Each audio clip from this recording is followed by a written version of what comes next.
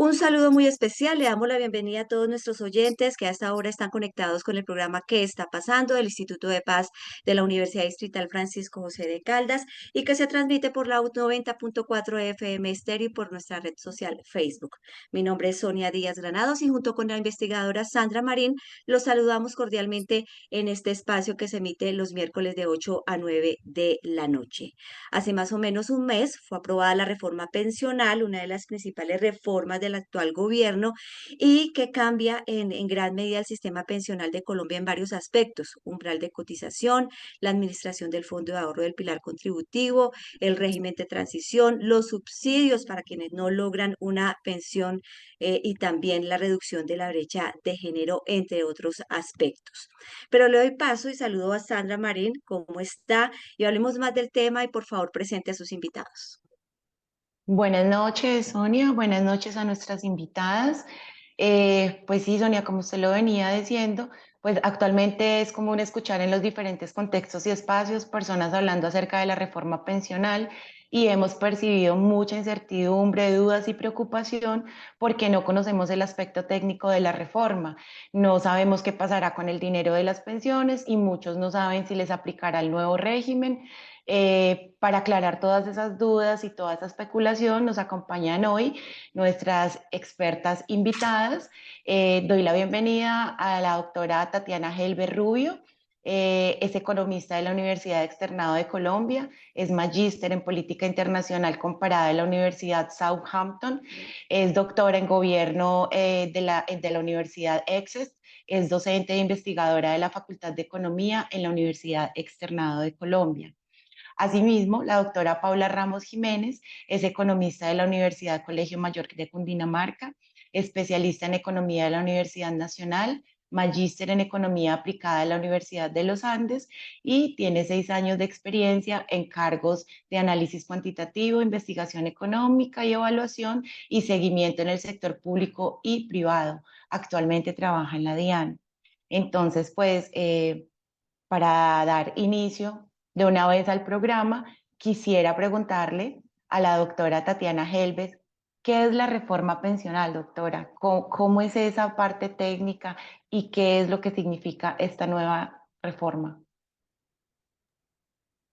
Sandra, Sonia, un gusto estar con ustedes y un saludo también a la audiencia de este programa. Gracias por la invitación. Bueno, lo primero que hay que decir es, y es parte de toda esta conversación frente al tema pensional, es que Colombia, al igual que muchos otros países del mundo, está sufriendo un proceso de transición demográfica. Esta transición demográfica en la práctica implica que estamos envejeciéndonos a una tasa más rápida que el reemplazo de niños y niñas que están naciendo. En ese sentido, va a llegar un momento en el que el sistema se vuelve insostenible al tener muchas más personas en edad de pensión que aquellas que están en edad productiva de generar ingresos para el sistema pensional.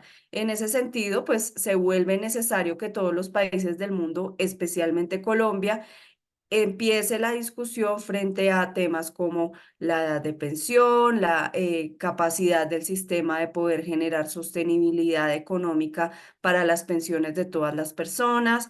Pero a eso se le suma en un país como Colombia, con grandes desigualdades económicas, que no todas las personas tienen acceso a un empleo formal.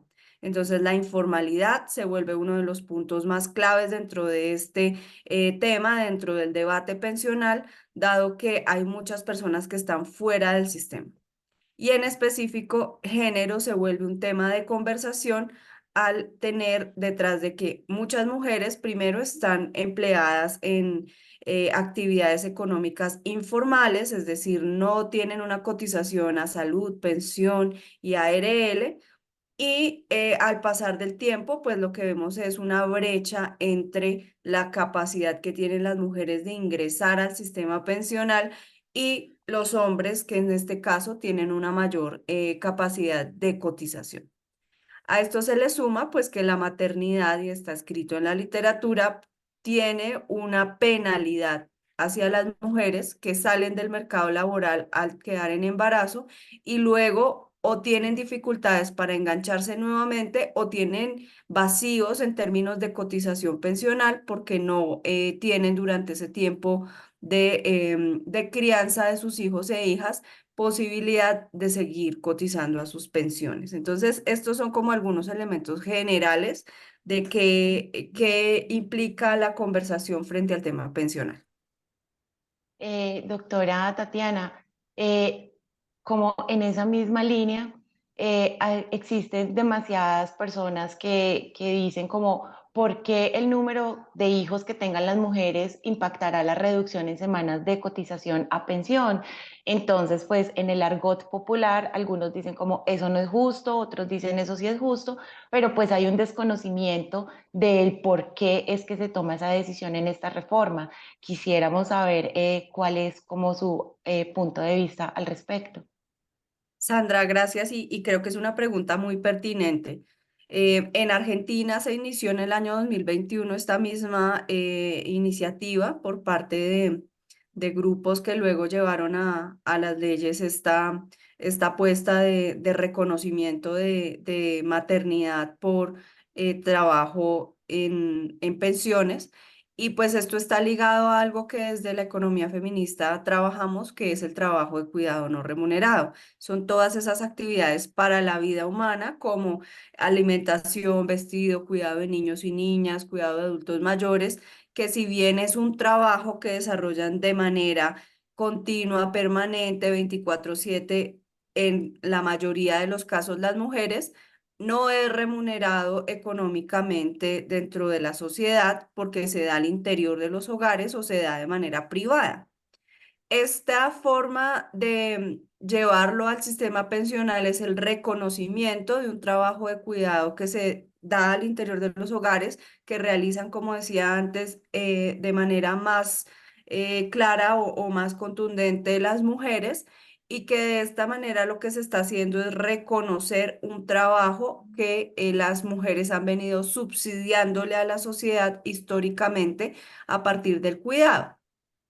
Siendo así, entonces lo que estamos haciendo es tratando de generar menos desigualdad entre hombres y mujeres a partir de reconocer la maternidad como parte del trabajo que desarrollan las mujeres. Bueno, este tema de género es muy importante y es lo que sobre todo nos vamos a enfocar durante esta emisión del programa que está pasando. Pero me gustaría preguntarle a la doctora Ramos, con las muy buenas noches, acerca de explicarle a las personas el sistema actual que tenemos, ¿sí? Y con la reforma pensional, ¿qué es lo que va a pasar? Se ha discutido mucho, como lo decía en el inicio del programa, hay mucha desinformación, ¿sí? Que esto es malo, que esto es bueno, que esto va a cambiar. Entonces, es importante explicar las características del sistema actual, ¿sí? Es que es un sistema que funciona con un esquema de pilares y cómo va a cambiar con la reforma actual que impulsó el gobierno de Gustavo Petro. Vale, muchas gracias por la invitación, primero que todo. Y bueno, en segundo lugar, básicamente el cambio más drástico que tiene la reforma es que cambia el esquema a unos pilares que son el pilar solidario, el semicontributivo y el contributivo. Y digamos que anteriormente teníamos el régimen contributivo que se dividía como en público y privado. Ahorita el pilar solidario lo que va a hacer es que va a beneficiar con una renta básica a las personas que no cumplen con, digamos, las semanas de cotización y que están en una situación de pobreza o en una situación de vulnerabilidad, ya sea por discapacidad u otros aspectos. Eh, el semicontributivo son personas que alcanzaron a cotizar o que alcanzan a cotizar en el sistema, pero que no cumplen tampoco con los requisitos para acceder a una pensión contributiva. En este caso, pues el gobierno subsidiará una parte de la pensión y la otra, pues lo que la persona haya alcanzado a cotizar y pues se mantiene el pilar contributivo. Otro tema que pues ha sido muy controversial es el umbral eh, con el que se va a distribuir los recursos que llegan al sistema. Como lo saben, es el 2,3. Eh, entonces, con este umbral, pues lo que esté por debajo del 10,3 se va a ir al sistema público o como conocemos Colpensiones y lo demás va a ir a los fondos privados. Estos serían como los cambios. Adicionalmente, pues como lo nombraron, para el caso de las mujeres va a haber un beneficio por cada hijo nacido vivo que tengan, que será de 50 semanas, con un máximo de 3 hijos, es decir, una mujer puede acceder máximo a 150 semanas de reducción para acceder a su pensión, y estos son como los cambios más significativos de la reforma.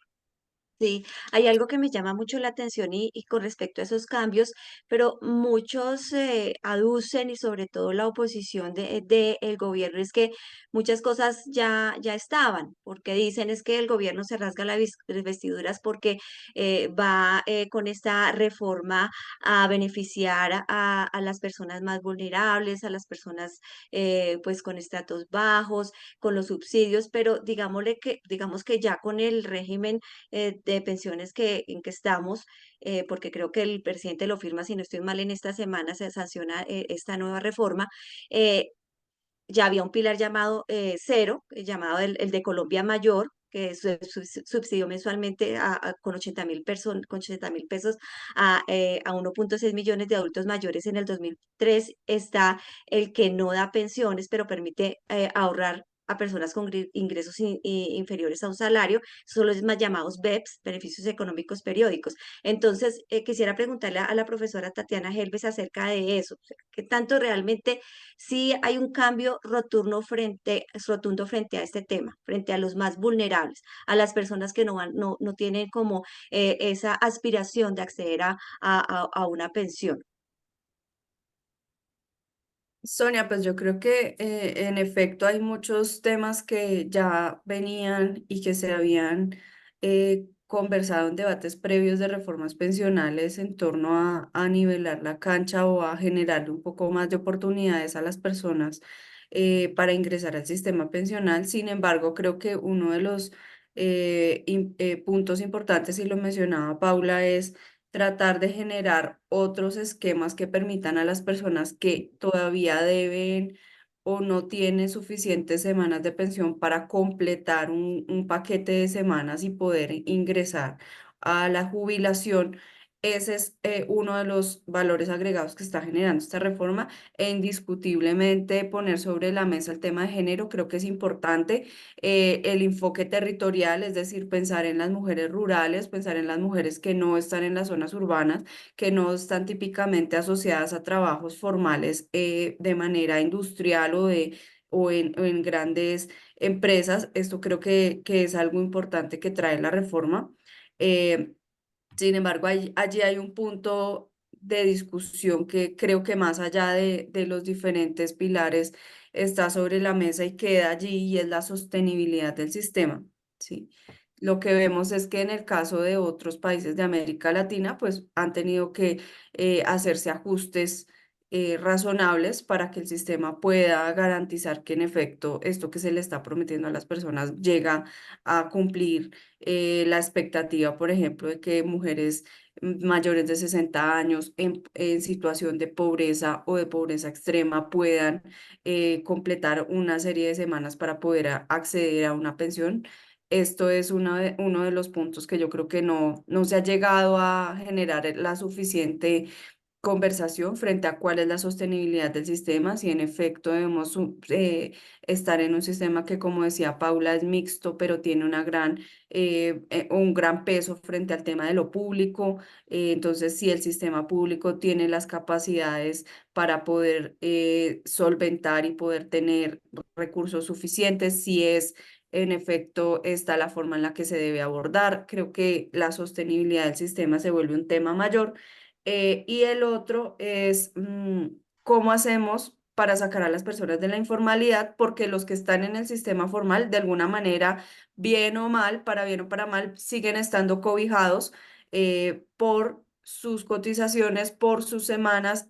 Sin embargo, todas las personas que están en la informalidad pues están fuera de un sistema, están fuera de cualquier tipo de protección en su vejez y son en efecto las que están generando los indicadores de mayor incidencia de pobreza. Entonces todavía no estamos llegando, o si uno pensara en términos de lo que tú mencionabas, la reforma todavía no está llegando a las personas que están en las condiciones de empleo más precarias. Entonces, allí todavía no hay soluciones o no hay respuestas contundentes que uno pudiera decir cambia la situación de un vendedor informal, cambia la situación de una persona que vive del día a día. Allí todavía no llega a ser suficientemente comprensiva la reforma para poder darles alguna alternativa a estas personas que están fuera del sistema formal. Muchas gracias, doctora Tatiana. Me voy a permitir un momento presentar a otro invitado muy importante, experto también en el tema, y es el doctor Rodríguez Salazar, economista y licenciado en Ciencias Políticas de la Universidad de los Andes, magíster en Sociología y doctor en Ciencias Económicas de la Escuela de Altos Estudios en Ciencias Sociales París 13. Su perfil investigativo se ha centrado en el desarrollo de la historia económica y el estudio de la seguridad social en el país. Bienvenido, doctor Oscar Rodríguez. Buenos días, gracias por la invitación. Muchas gracias a usted por acompañarnos. Bueno, doctora Paula, quisiéramos preguntarle a usted si nos puede, por favor, precisar acerca de los pilares que trae esta reforma pensional, porque se habla del pilar solidario, del pilar semicontributivo y del pilar contributivo, pero pues no técnicamente, las personas no tienen mucha información acerca de qué significan estos pilares. Si usted nos pudiera, por favor, precisar el tema.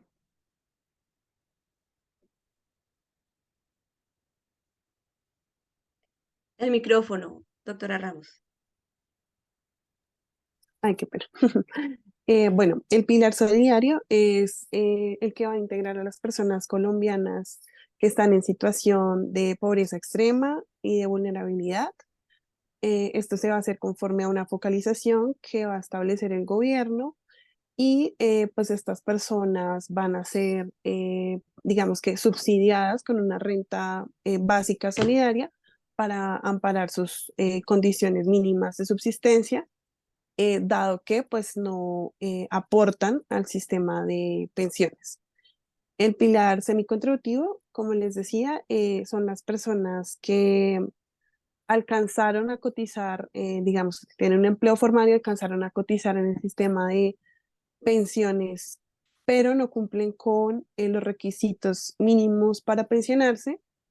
Y en este caso, pues el gobierno va a subsidiar una parte de su pensión.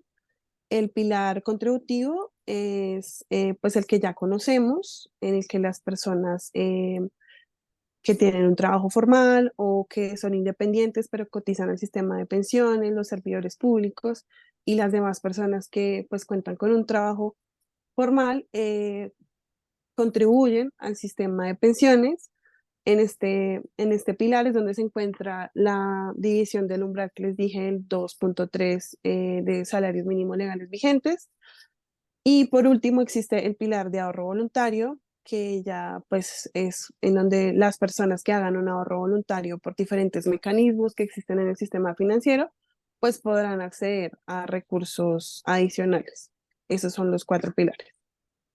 Muchas gracias, doctora. Doctor Oscar, quisiéramos preguntarle a usted, en toda esta reforma, entonces, ¿quién va a administrar el dinero de los cotizantes? Y en ese mismo sentido, ¿cómo queda el modelo pensional en los fondos privados y en Colpensiones? Bien, yo creo que habría que decir algunas cosas antes de responder a la pregunta. Lo primero es que efectivamente la reforma no va a cambiar lo que llamamos nosotros el índice de aseguramiento. en términos en que, como lo han manifestado, la afiliación del régimen contributivo se da por el desarrollo del mercado laboral, y si el mercado laboral no genera empleo, pues no hay aumento de la afiliación en el sistema contributivo. Entonces, este es un elemento que me parece central. El segundo que considero es el siguiente. Esta reforma, yo no, o sea, tal como está planteada, no la considero necesaria. Si yo pensara en una nueva reforma, tendría que pensar en una reforma en el cual el pilar público sea el pilar central del funcionamiento del sistema. Antes de la reforma se venía presentando un fenómeno que no es secundario, y es que, dada la baja tasa de reemplazo que está dando los fondos privados de pensiones, equivalente de acuerdo al estudio del BID, del orden del 30%, es decir, yo me pensiono y mi primera mesada pensional, si estoy en los fondos privados, equivale al 30% de mi último salario. Mientras que en Colpensiones, esa tasa de reemplazo era del orden del 65%, ajustable a ciertas condiciones de incrementos del número de semanas. Eso produjo un fenómeno, y era un traslado masivo de afiliados de los fondos privados a Colpensiones. Para mí, la reforma le manda una tabla de salvación a los fondos privados. En tanto, esto iba a ser un fenómeno que se iba a acentuar por su situación de materia, pues evidentemente los fondos iban a debilitar el número de afiliados. Tal como está la reforma, lo que uno ve y lo que ha estudiado algunos profesores de la Universidad Nacional es que esta reforma está favoreciendo a los administradores de fondos de pensiones, es decir, a los fondos privados. El cálculo que se tiene es el siguiente. Un cálculo a grosso modo es que los fondos van a recibir, por efectos de la reforma, una suma total de 6 billones de pesos adicionales por varios mecanismos. Primero, porque aumenta la cuota de administración. Esa cuota de administración que va a pasar al 0.7%, representa más o menos ganancias de los fondos del orden de 2.9 billones. Además, los fondos van a cobrar dos comisiones adicionales, un 2% sobre los rendimientos y la comisión sobre los nuevos saldos acumulados para aquellos que tengan más de 2.3 salarios mínimos. Explico. Como lo plantea la reforma, quienes ganen más de 2.3 salarios mínimos tienen que pasar obligatoriamente a los fondos privados. La primera parte queda en Colpensiones. La segunda va a ser administrada por los fondos de pensiones. ¿Qué significa eso? Eso significa que los afiliados que tengan más de 2.3 salarios mínimos van a verse afectados en su tasa de reemplazo. Se calcula que en el sistema actual, si antes obtenía una tasa de reemplazo del 65% de Colpensiones, con el nuevo esquema, eso se va a reducir a 40.5% la tasa de reemplazo. Pero hay otro asunto fundamental que quiero reiterar. Los estudios que nosotros hemos hecho demuestran cómo con el dinero de las pensiones que pasan a los fondos privados, estos organismos del capital financiero financian sus propias empresas a tasas de interés bastante bajas. Es decir, los fondos privados, además de financiar a sus propias empresas, le pagan una suma, el Estado les paga una suma, en tanto en el portafolio de los fondos privados hay documentos de deuda pública, y lo que hemos visto fundamentalmente es que en el esquema actual este tipo de organismos monopolizan la economía, son 4 grupos financieros, no generan mayor empleo, y existe otra trampa que me parece gravísima, y es que como se les da la posibilidad de invertir en el exterior. Sus inversiones han sido en empresas que ellos tienen, el Grupo Aval o el anterior sindicato pequeño, en el exterior. Y en vez de servir para dinamizar la economía interna, pues van a financiar en otras latitudes. Y a mí lo que me parece es que hay una gran ausencia dentro del esquema actual y dentro de la reforma, es que no existe, como en el caso chileno, por ejemplo, un mecanismo que regule y que inspeccione los recursos que estos fondos manejan.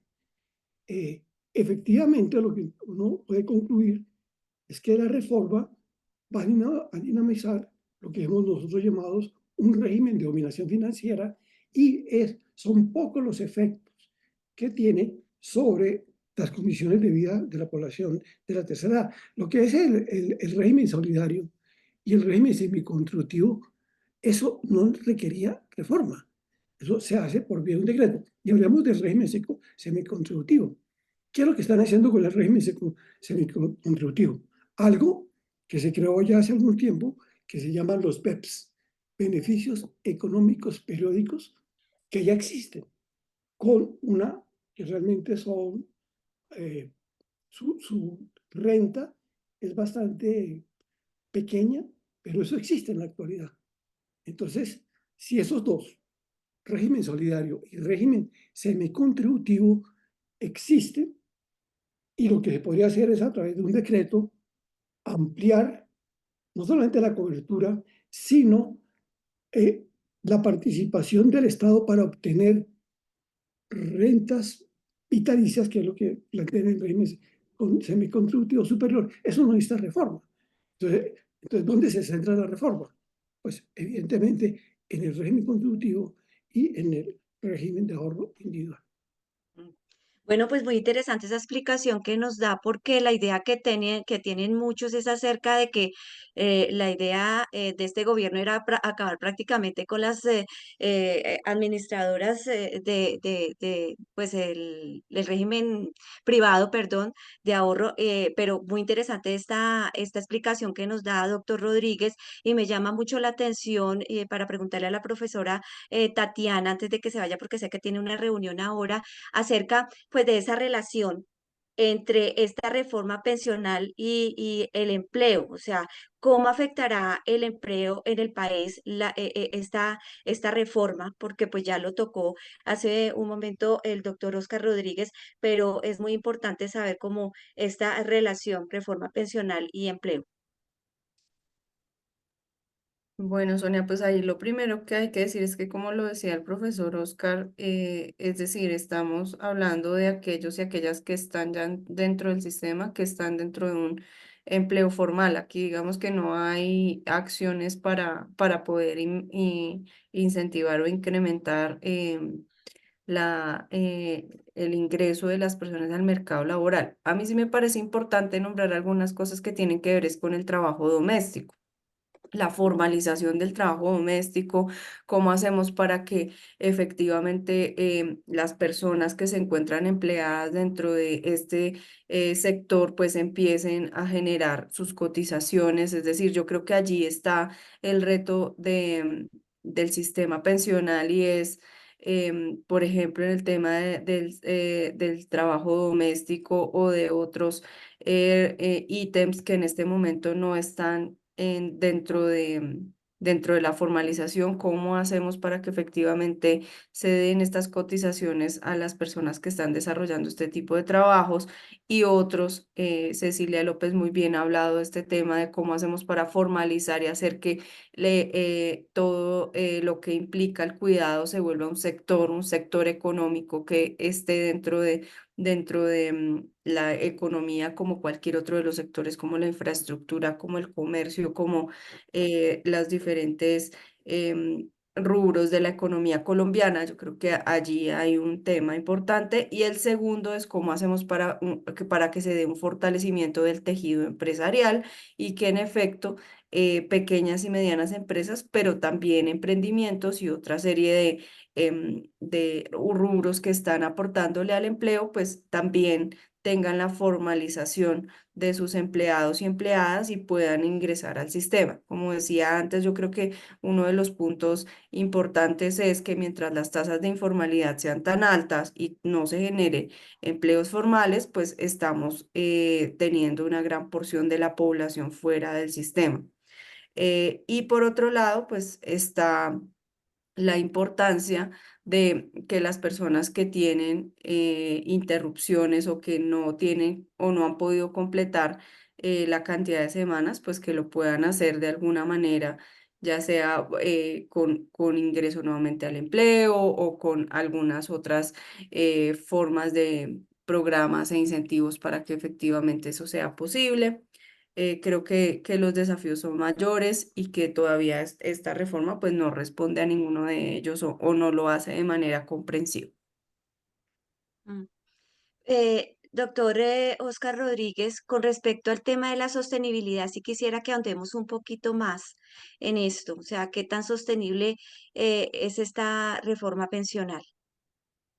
A ver, los cálculos que presentó el Ministerio de Hacienda plantean una sostenibilidad a largo plazo, pero yo creo que hay una cosa que me parece importante. La pregunta es la siguiente, y estoy hablando de la sostenibilidad. El gobierno está interesado, y me parece que es justificable, en una reindustrialización del país. Mi pregunta es la siguiente, y voy a después a tocar el problema de las pensiones. ¿De dónde va a sacar los recursos para la reindustrialización? ¿Sí? Pues habla de mecanismos como, por ejemplo, de inversiones forzosas, pero es que los recursos para la reindustrialización los tenemos ya. Es el capital acumulado del ahorro de los colombianos en el sistema pensional. Ahí están los recursos. Eso implicaría que la reforma, tal como, pues, evidentemente no es esta reforma, pero un cambio que tuviese otra directriz, un cambio pensional, una parte de esos recursos para la reindustrialización y para la generación de empleo formal está en el ahorro de los colombianos. Pero es que lo que sucede es que ese ahorro está siendo manejado por grupos financieros que están en la lógica de un aseguramiento basado en el lucro. Por lo tanto, si existiese otro esquema, eh, por ejemplo, como existió en el anterior Seguro Social, en el cual los recursos de las pensiones fuesen orientados a financiar empresas que cumplan dos objetivos. Primero, generación de empleo. Y ahí en generación de empleo yo pongo a las pequeñas y medianas empresas. Y en segundo término, aquellas empresas que ahorren divisas en términos de importación de productos. Es decir, que satisfagan el mercado interno. Un tipo de reforma así, por un lado, permite la ampliación del trabajo formal. Por otro lado, dinamiza el mercado interno y, evidentemente, vamos a tener asegurados unas condiciones de vida decorosas para la tercera edad. Ahora, a mí me llama mucho la atención de la preocupación de los fondos privados por lo que va a pasar en el 2060 o 2070. Evidentemente, una de las preocupaciones nuestras a corto y mediano plazo, esta reforma evidentemente va a tener que acudir al presupuesto público, porque tiene que financiar el pilar solidario y tiene que financiar el pilar semicontributivo. Por lo tanto, eso plantea otro tipo de discusión. La discusión tiene que ver con el problema de en qué se gasta el gobierno los recursos de nuestros impuestos. Eso vamos a verlo Y la reforma va a seguir una dinámica que a mí me parece bastante complicada. Esta reforma afecta fundamentalmente, además de no aumentar la cobertura, afecta a los grupos de ingresos medios, es decir, a aquellas personas que tienen entre 6 y 10 salarios mínimos, porque baja su tasa de reemplazo.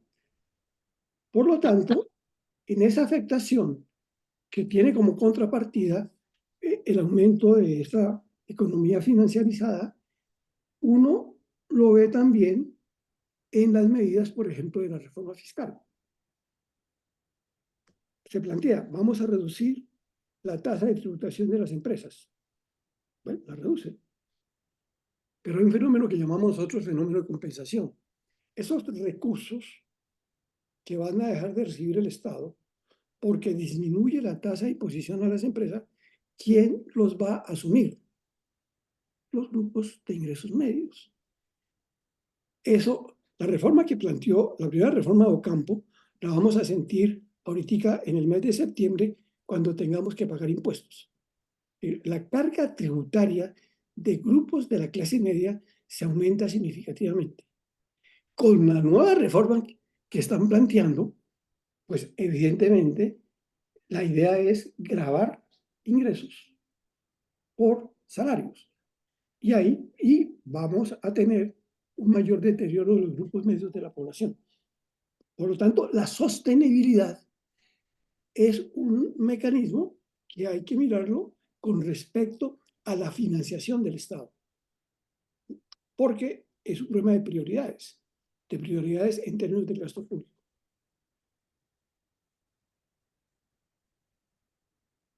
Ok, gracias, doctor. Yo quisiera preguntarle a la doctora Paula, porque todos esos factores que está mencionando también el doctor Oscar, pues tienen incidencia sobre la expectativa de vida, si juega un papel importante a futuro para que se tome la decisión de aumentar la edad de pensión.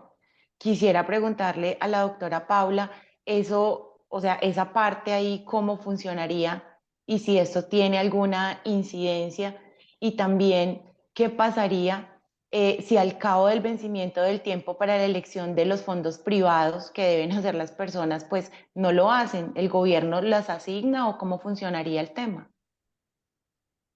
Bueno, la primera parte de la edad, pues es una tendencia global, ir aumentando la edad de, en la cual uno puede acceder a la pensión. Como lo dice el profesor, es por un tema que la población se está envejeciendo, es decir, cada vez hay más personas mayores y cada vez hay menos niños o menos nacimientos, y evidentemente esto hace que se genere una presión en el sistema por la forma como está constituida y pues hace que se incrementen la edad. Eh, es como una fórmula que han venido implementando diferentes países de aumentar la edad. Entonces, digamos que no es descabellado pensar que en unos años, si no se cambia esa tendencia, sea necesario aumentar las edades, la edad de pensión. Em, pues porque como está constituido el sistema, pues depende de las contribuciones que se hagan al sistema en un periodo de tiempo activas, y pues esto requiere que, pues si cada vez hay menos personas que reemplazan a los mayores, que generan ingresos laborales, pues se necesitan aumentar esa edad. Entonces, pues esa es mi opinión con respecto a eso. ¿Me podrías repetir la segunda pregunta? La segunda pregunta es, ¿qué sucede si al cabo del vencimiento del tiempo para la elección del fondo privado que plantea la reforma, pues las personas no han decidido nada? Entonces la pregunta es, ¿el gobierno les asigna el fondo privado o cómo funciona? Uy, en este caso sí le daría la palabra al profesor Oscar, porque no tengo muy claro qué pasa si, no, si se vence el tiempo de elegir el sistema, el fondo al que uno quiere cotizar. Doctor Oscar, por favor. Perdón, ¿me la repite? Sí, ¿qué sucedería si al cabo del vencimiento del tiempo para la elección del fondo privado que plantea esta reforma, pues las personas dicen como no he decidido, no sé cuál es la mejor opción, bueno, o simplemente no se informan? Entonces, ¿qué sucede ahí, doctor? ¿El gobierno les asigna el fondo o cómo pasaría esa transición? A ver, no, falta la reglamentación de la ley. ¿Sí? Se aprueba la ley y después viene un procedimiento de reglamentarla. Y efectivamente en el reglamento, yo creo que pues el gobierno le asigna de manera obligatoria el fondo al cual tiene que inscribirse. Pues efectivamente, acá, pues, en el caso nuestro, por ejemplo, si uno tiene las pensiones en los fondos privados, hay dos opciones, opción conservadora y otra moderada. Si uno no selecciona, es el fondo que le selecciona a uno, pues lo manda o a la conservadora o a la alternativa moderada. Eso va a ser un elemento de reglamento de la ley y el gobierno lo asignará. Pues para aquellos que definitivamente no quieran, pero lo que sucede es que aquí eh, hay un problema de carácter de transparencia. Esto está muy asociado con lo que planteé inicialmente y es la falta de un organismo de regulación, mencioné como el que existe en Chile, sobre la forma como los fondos privados de pensiones están jugando con el capital, con el ahorro de los colombianos. Hay que dar información a dónde están invirtiendo, en qué empresas, a qué tasa de interés están prestando, cuáles son los rendimientos. Si una persona tiene esa información y dado que obligatoriamente tiene que pasarse, puede tener una mejor opción de selección. Pero es que se oculta información. Y eso espero que para el bien de la población joven, porque efectivamente es una reforma que afecta a la población joven, haya ese tipo de información para tener una elección mejor. Profesor, doctor Rodríguez, me llama mucho la atención lo que dijo frente a la asignación. Prácticamente es obligado la persona que está cotizando a mirar en qué fondo pues se va, pero eso me parece contradictorio porque es la plata de uno. O Sí, sea, la exactamente. plata de uno, exacto. Eso de pronto frente a este factor, la Corte Constitucional lo podría intervenir ahí porque pues es la Pero plata de la uno y Corte cómo van a puede, hacer. claro, no, Pues, la Corte puede intervenir cuando la ley se reglamente. Va a haber una primera intervención de la Corte a propósito de si es exequible o inexequible la reforma. Hay muchas posibilidades de que o bien o la tumben o tumben cierto tipo de artículos. Porque, por ejemplo, en el caso que hablé de las comisiones, no se pueden pagar dos veces las comisiones. Ahora, cuando aparezca la reglamentación, ahí sí puede intervenir la Corte frente a una demanda que haga cualquier ciudadano a esa reglamentación. Mm, a mí me parece pero hay otro punto que vale la pena señalar. En economía, la ortodoxia económica, estoy hablando de la economía neoclásica, uno de sus pilares es que el sistema de mercado es eficiente porque hay competencia. Eso es uno lo que llamamos nosotros el sistema de creencias de esta corriente teórica. Frente a los fondos privados de pensiones, primero, no hay competencia, son cuatro. Dos monopolizan el 80% del ahorro. En segundo lugar, hay acuerdos dentro de estos grupos financieros, porque hay inversiones cruzadas entre unos y los otros. Eso en cualquier país medianamente decente sería efecto de regulación.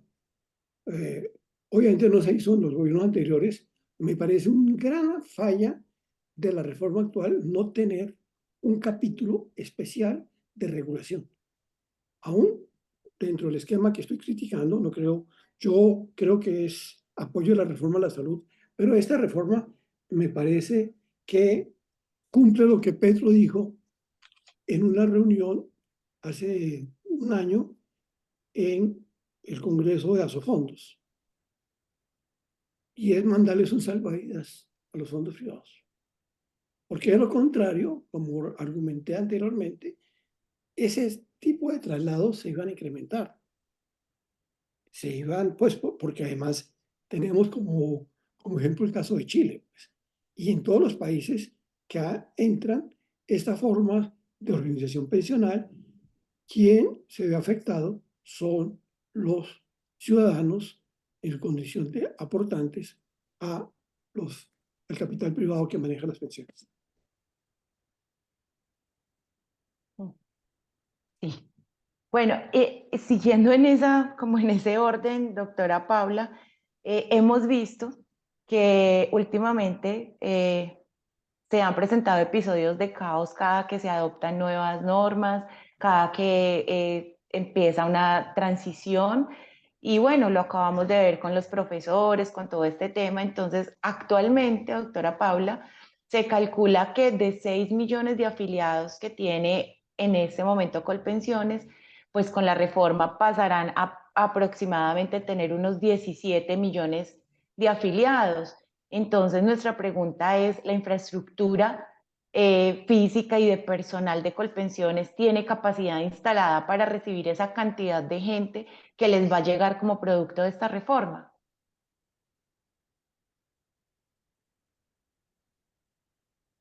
Pues, como dice el doctor Rodríguez, pues tendremos que ver cuál es el reglamento y cuál es la forma de transición. Eh, pues digamos que hoy en día el sistema, como dices tú, pues tiene, digamos, menos del 50% de lo que tendría si se llega, pues cuando se lleguen a tener toda la cantidad de afiliados. Sin embargo, será algo que pues tendremos que ver como con el paso del tiempo y con el reglamento y con la forma de transición que pues propondrá el gobierno para hacerlo, porque evidentemente sí, pues al aumentar la cantidad de afiliados se tendrá que ampliar la cobertura y aumentar tanto el capital humano como el capital físico y la infraestructura tecnológica de Colpensiones. Vale, sí, o sea, nosotros hacemos la pregunta porque es que constantemente hemos visto como vamos a hacer tal cambio, tal modificación y tenemos todo controlado.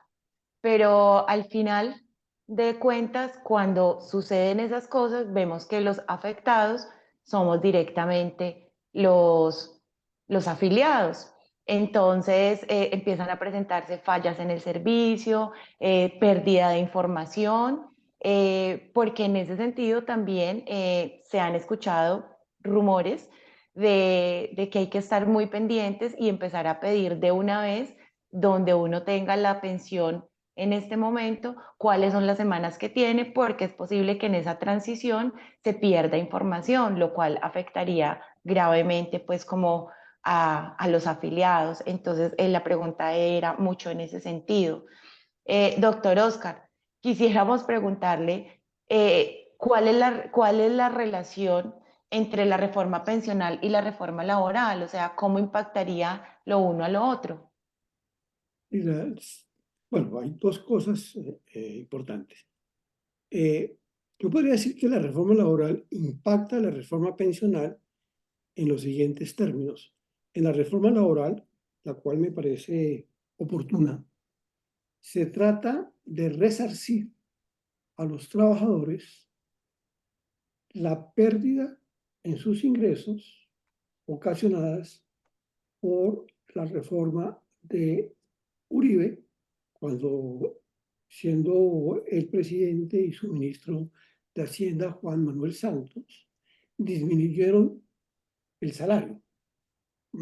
Estoy hablando del salario nominal, no estoy hablando, no, digamos que disminuyeron el incremento de los salarios porque extendieron la jornada nocturna de una parte. En segundo término, creó una cosa aberrante, pues que eh, Petro está tratando de ajustar, que son las órdenes de prestación de servicio, donde el trabajador va a tener un contrato laboral por corto tiempo, pero que además le toca asumir el pago de su seguridad social.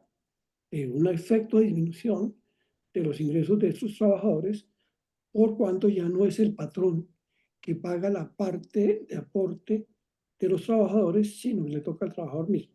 Entonces uno puede, le tumbaron en la reforma todo lo que tenía que ver con respecto al derecho de huelga. Pero en lo que la han aprobado, por el momento, se notaría una recuperación de ingresos que de manera inmediata afecta el IBC, el índice base de cotización. Ellos van a tener un ingreso superior por efectos de la reforma, pues desafortunadamente la reforma considera el trabajo nocturno a partir de las 7 de la noche. Actualmente están a las 10 de la noche, pero bueno, hay una ganancia que es fundamental. De otra forma, por determinaciones de Petro, hay toda una política en el servicio civil para la formalización laboral de los trabajadores que laboran en el Estado, porque hay que ampliar plantas, porque hay muchos trabajadores que desempeñan trabajos misionales y están por ODC.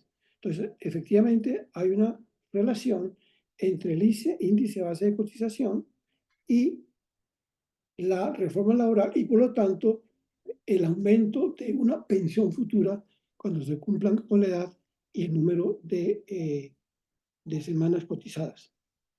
No es una reforma laboral para crear empleo, es una reforma laboral para resarcir los efectos de aquellos que consideran que si se disminuyen los salarios, se genera empleo.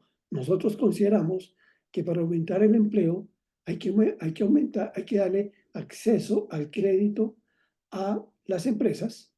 La economía tiene que tener buenos salarios para que tenga margen de ahorro, para que ese ahorro vaya a la inversión y se esté generando empleo. Pero yo la vería solamente a partir de este componente. Mm. Bueno, ya vamos a ir cerrando esta emisión del programa que está pasando del IPASUD, pero pues tenemos dos preguntas antes de terminar. La primera para la doctora Ramos acerca de el tema que ya hemos abordado sobre las mujeres y es que tanto esta reforma, ya como para concluir, es un paso importante para la equidad de género. Eh, si realmente se le reconoce ese trabajo no remunerado de las mujeres en la crianza de los hijos, como amas de casa, si pues hay esa posibilidad de acceder a la pensión considerando todas esas responsabilidades que tiene, entonces, ¿qué tanto esta reforma pensional está enfocada en eso, en la reducción de brechas? Vale. Bueno, pues como lo mencionamos al principio, el tema de las 50 semanas por cada hijo, pues es un primer paso hacia buscar como esa equidad de género, ya que reconoce el trabajo no remunerado, las labores de cuidado, tanto para niños como para personas mayores y las demás, digamos, actividades que constituyen el trabajo no remunerado. Sin embargo, como las prestaciones sociales están basadas en la historia laboral de una persona, los salarios y digamos que las contribuciones que hace al sistema, pues las mujeres ya como por un tema sistemático suelen tener pues menor cobertura y beneficios más bajos que los hombres. Entonces, pues mientras sigan existiendo estas diferencias en la trayectoria laboral de los hombres y las mujeres y siga existiendo una menor tasa de participación laboral de las mujeres, un mayor empleo informal en las mujeres, una interrupción en la trayectoria laboral desde una mayor temprana edad para las mujeres, pues van a seguir existiendo estas brechas.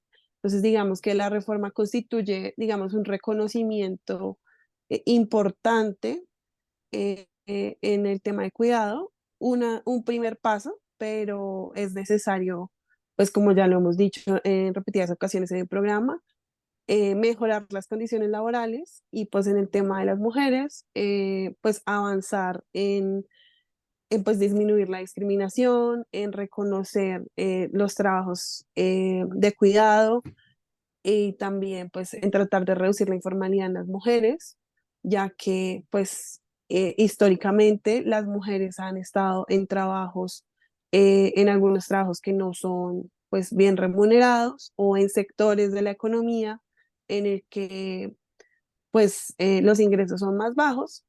Entonces, pues digamos que es necesario mejorar las condiciones laborales de las mujeres para que se encuentren equitativas con la de los hombres y poder así pues mejorar esas brechas que se presentan en el como en los ingresos básicos de cotización, en las semanas y demás. Esa sería la opinión. Muchas gracias, doctora Paula. Y pues, doctor Oscar, para cerrar nuestro programa del día de hoy, pues quisiéramos preguntarle, se ha hablado mucho de los vicios que ha tenido esta reforma, de, por ejemplo, de que no existió debate acerca del tema para la aprobación. Entonces, nuestra pregunta es si es posible que efectivamente la Corte Constitucional tumbe esta reforma y qué pasaría si esto llega a suceder. A ver, eso, eso se puede contestar a través de la sociología de Pierre Bourdieu en términos del campo jurídico. A mí me ha estado preocupando las últimas actuaciones de la Corte Constitucional. Eh, hay dos que son muy llamativas. La primera, una denuncia que hace un magistrado, el magistrado Ibáñez, sobre que le están chuzando su teléfono. No ha presentado ninguna prueba y, por lo que ha visto en las redes, uno de los asesores de este magistrado es un abogado muy militante del uribismo. Entonces, ese es el primer mensaje. El segundo es que el actual presidente de la Corte, pues, ha hecho cosas que no le corresponden a un presidente de la Corte, frente, por ejemplo, al debate actual sobre la constituyente. Hay un activismo político de la Corte. Uno esperaría que la Corte fuese neutral en términos del debate político actual, pero que no haya que cree todo un fantasma de que lo están chuzando sin demostrar y sin pruebas es gravísimo. Eso es un problema de desestabilización política del gobierno. Dado eso, y además pues ha habido otros pronunciamientos de la Corte en términos, por ejemplo, del impuesto a la renta, que debía ser cobrado a las multinacionales mineras y era diferente a las regalías. Eso lo tumbó la Corte. De hecho, es uno de los problemas que tenemos sobre equilibrio de las finanzas públicas. Evidentemente, ellos dicen que fallan en derecho, pero sus últimos fallos realmente generan muchas suspicacias. Por lo tanto, no sería extraño que la declararan inexequible por el procedimiento que adoptaron y ese procedimiento que no permitieron la discusión en la Cámara de Representantes, sino que la aprobaron con el proyecto que le mandó el Senado. Luego yo no extrañaría que hubiese una declaración de inexequibilidad o que se tumbaran puntos importantes de la reforma. Sí, de acuerdo. Pues muchísimas gracias a la doctora Paula Ramos, al doctor Oscar Rodríguez y a la doctora Tatiana Helves por habernos acompañado en este programa del día de hoy. Es un tema que está completamente en boca de toda Colombia y pues quién mejor que personas expertas en este tema para aclararnos dudas y pues también abrirnos otras, ¿no? Entonces, pues muchísimas gracias nuevamente. Esperamos poder contar con ustedes en un próximo programa cuando ya haya avanzado un poco más este tema y poder tener nuevas dudas que pedirles que por favor nos respondan. Doy paso a Sonia. Sonia, entonces te dejo para que despidas el programa. Así es. Muchas gracias, profesor y doctor Oscar Rodríguez. Muchas gracias por la invitación. Un Muchas feliz día. gracias. Gracias, profesor. Muchas gracias también a Paula por haber estado con nosotros. Bueno, muchas gracias a ustedes por la invitación. Nos despedimos, les deseamos una feliz noche a todos y nos volvemos a escuchar el próximo miércoles de 8 a 9 de la noche.